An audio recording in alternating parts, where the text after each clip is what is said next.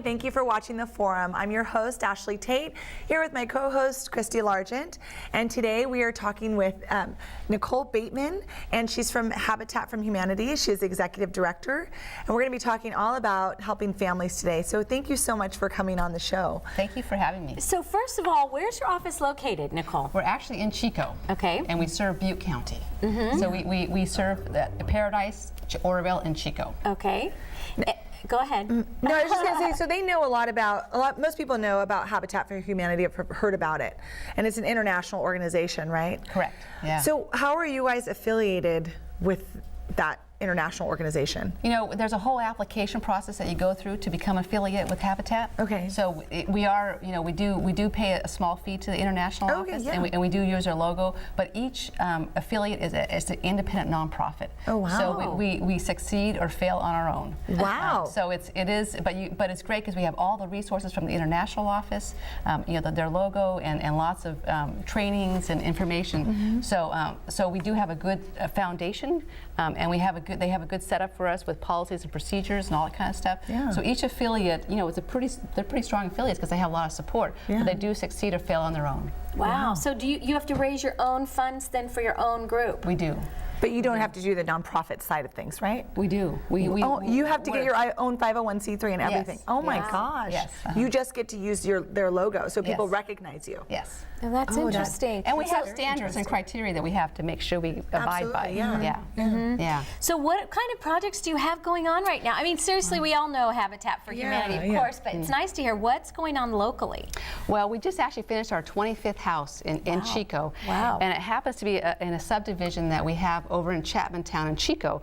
And we have 13 houses there that are there are 13 houses that are very cute, and they're simple, decent housing. And so we just finished that in November, and the family that moved in was a single mom with 2 small children, and she moved into a 3-bedroom, 1-bath. Oh, that's and it was perfect time because it was the weekend before Thanksgiving. So she was able to celebrate Thanksgiving there. Yeah. And then we're going to be working on our and actually in that neighborhood, I want to say that that for a long time that neighborhood was really debilitated and really need to be revitalized.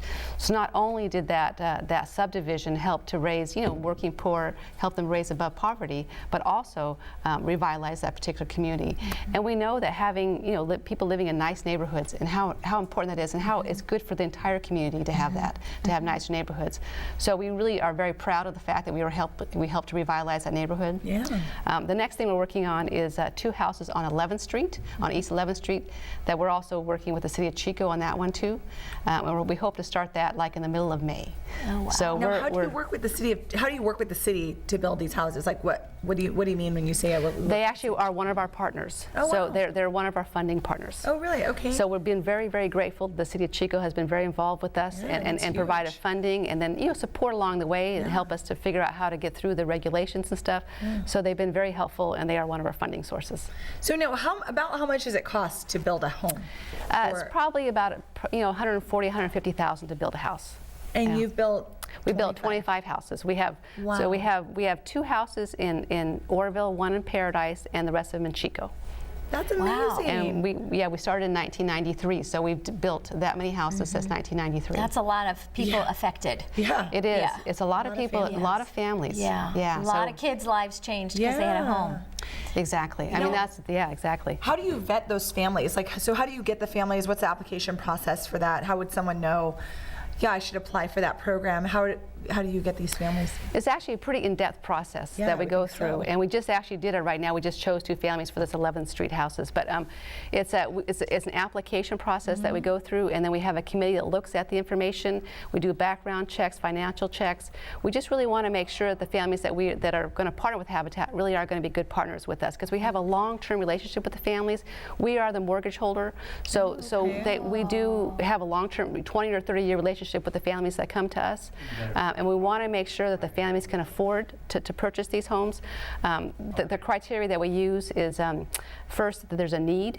So looking at if they're in an overcrowded situation, or if they're living in substandard housing, or if they're paying more than 50% of their income towards rent. That's one criteria you use. Yeah, because I mean, that's huge. So a lot of people pay more than 50%. I know, and most it's people really do. supposed to be more like 30%. Yes. Yeah. 50%. For their rent? For their housing expenses and rent. gosh, Yeah, so that would lots be of people. horrible. It's Lots of people supposed to do stay, that. what, under 30% or Yes, something? exactly, Yeah. exactly. 30, yes, yes. And it's crazy. A lot of people, I mean, Wow. even people who don't All necessarily. income ranges. Yeah. All income Yeah. ranges. So you qualify them through their need, through their current state, through their of current where they're- state. and their ability to repay. Their ability to and their willingness to partner with Habitat.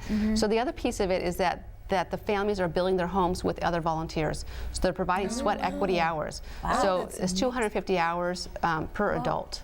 To help build their houses. So they're really out there. We're building every Saturday. Okay. So those mom or dad are out there every Saturday building. Wow. That's great. So That's it's neat. so those are 3 criteria: the need, the willingness to partner with Habitat, and the ability to pay for the home.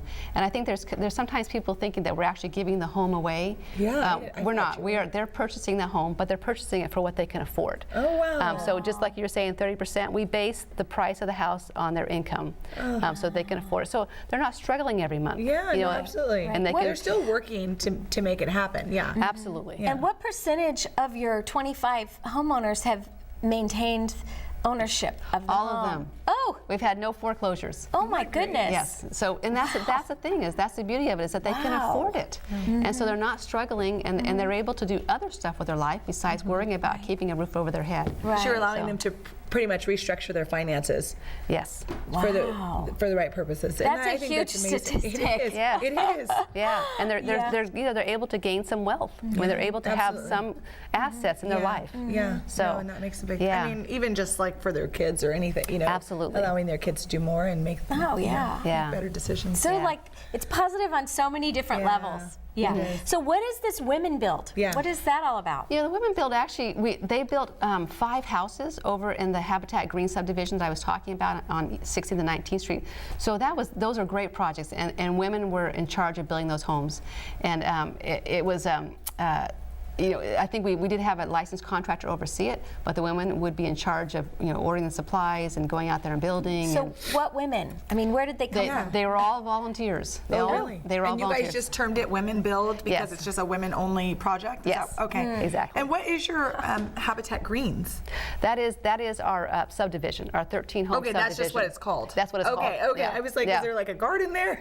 There is a park What are there. Is there? There is a park there. Okay. Yeah. Do you guys build the park as well? We did do the park too, and Really? part of that park we do have bricks that we're selling to people if they're interested in buying them to help raise money for that particular area. For the Even sponsorship. still right now. Yeah, even now. Oh, okay. Yeah. So the other thing is that we may get other lots in that neighborhood as well. So we're just going to continue on, you know, down the road. So. Yeah. Great. Oh, Yeah. And it is good to say that, hey, we don't give away our homes, because I have always thought that, thinking, well, sometimes people get into homes and they've got a lot of other issues that could prevent them from keeping that home.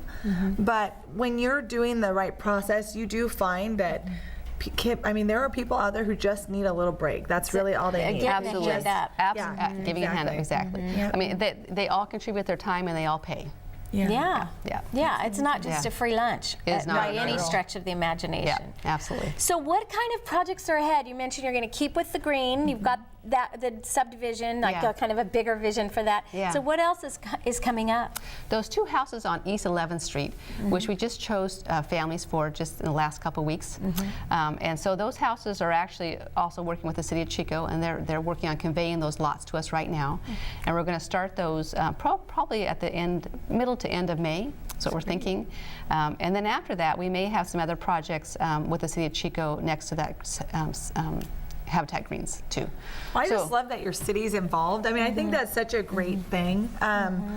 So if someone wanted to start something like that in, say, Reading, how would they start? What would they do? There's a whole application process with Habitat for Humanity International that they have to go through. Okay. So and then Is it becoming. pretty rigorous, or is it like? I think it is pretty rigorous. I mean, you do have to reach certain criteria and fill out questionnaires, and you do have to become your own nonprofit. Yeah. So that takes time.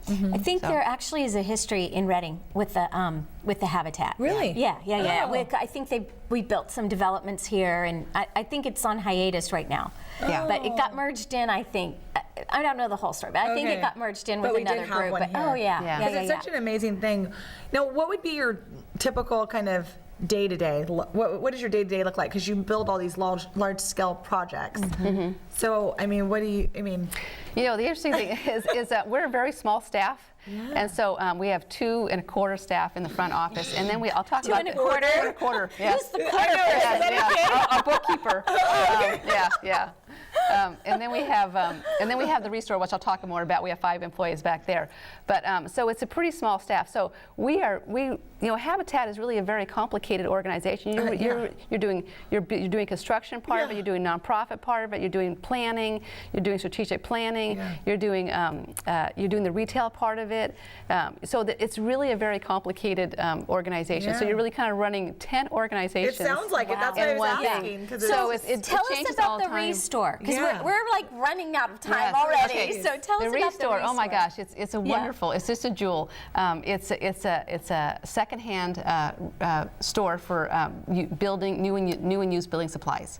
And so it's just when I first started working there, I was like, oh my gosh, this place is a jewel. People come in from all walks of life. You know, we have contractors who come in that are remodeling. We have people who donate stuff to us all the time, and that stuff is sold to the community, and anybody can come in and take advantage of it. And we have we have sinks, we have washers and dryers, we have doors, we have tools, and all kinds of stuff and it's 50 to 75% off of retail. And some stuff is new and some stuff is used. But the great thing is that we're recycling everything, and we're keeping stuff away from the dump. And it's a funding source. It's a funding source. What's your main funding source? The two, grants and fundraising are probably our biggest funding sources. But the restore is actually and the mortgages that come into us. They actually support the administration totally. Oh, and then all fundraising goes directly to housing.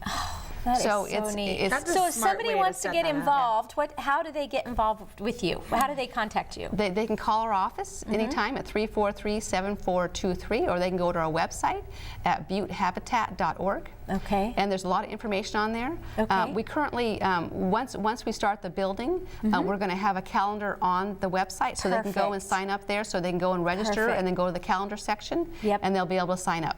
So we're going to start building, the middle or end of May. So we're always looking for people on Saturdays to build. Okay. Well, now you've got your marching orders. So give them a call, contact them. We're going to take a quick break, and we'll be back with our other guest.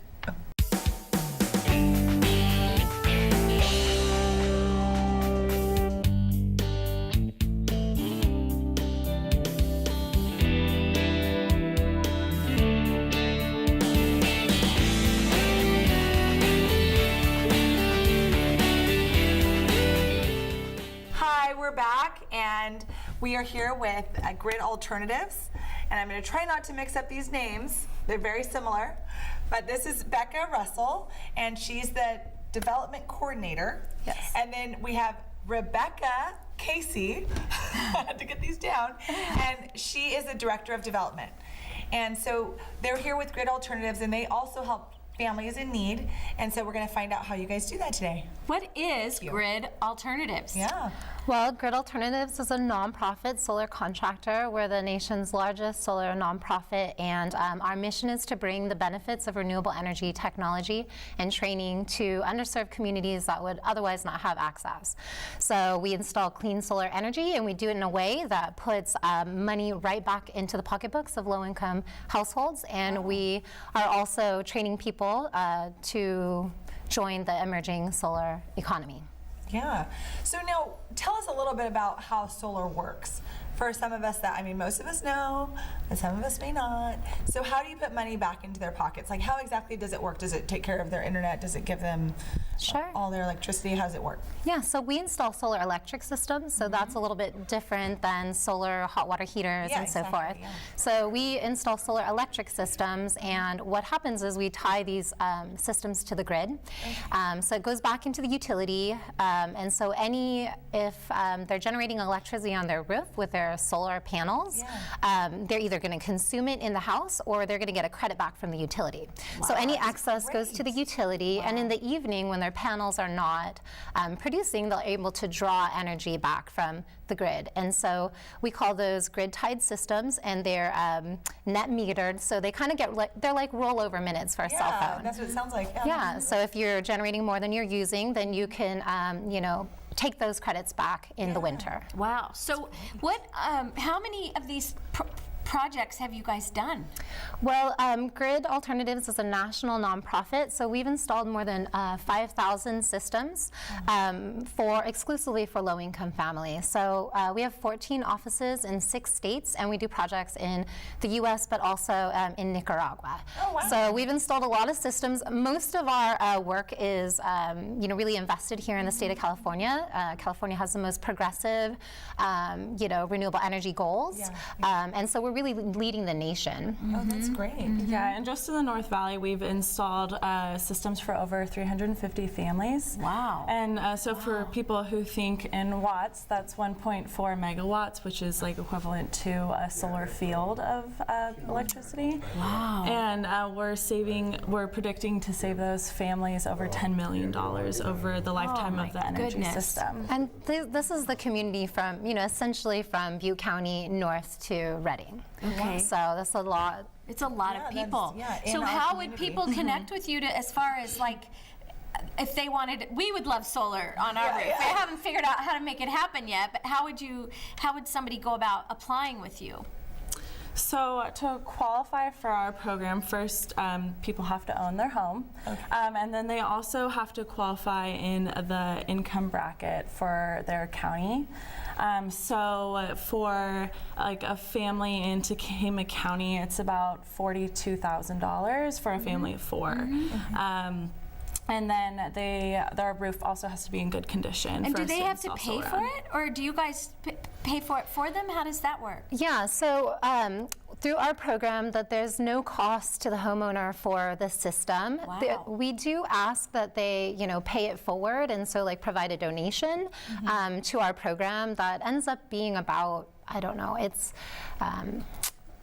For example, it could be anywhere between $5 and $7 a month, but we pay for the costs of the system, all of the upfront costs, and all of the long-term ongoing maintenance. And this is, a lot different than the other mechanisms that are on the market. Lots of low-income homeowners or low-income families, solar energy is really not on their mind, because they're worried about mouths to feed and bills to pay. But the savings that a solar energy system can provide can be, a real stabilizing factor for their budget. Oh, absolutely. So how can they find out about your program? I mean, how do you guys don't go out and find these people? They have to come find you, correct? That's correct. So how do they find out about the program? Yeah, so the best way to find out about us is just to visit our website. People can pre-qualify online if they go to gridalternatives.org/North Valley and go to our client section.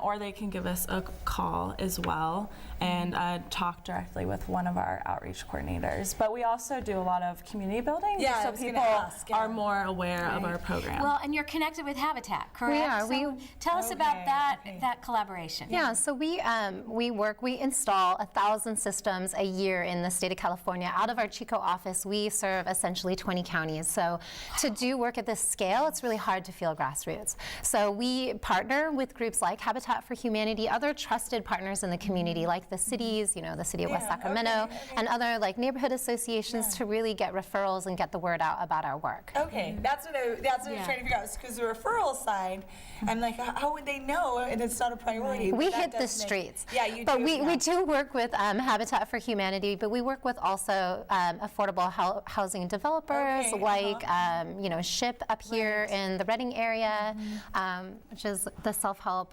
improvement program that I think is based out of either Tehama County or Shasta County.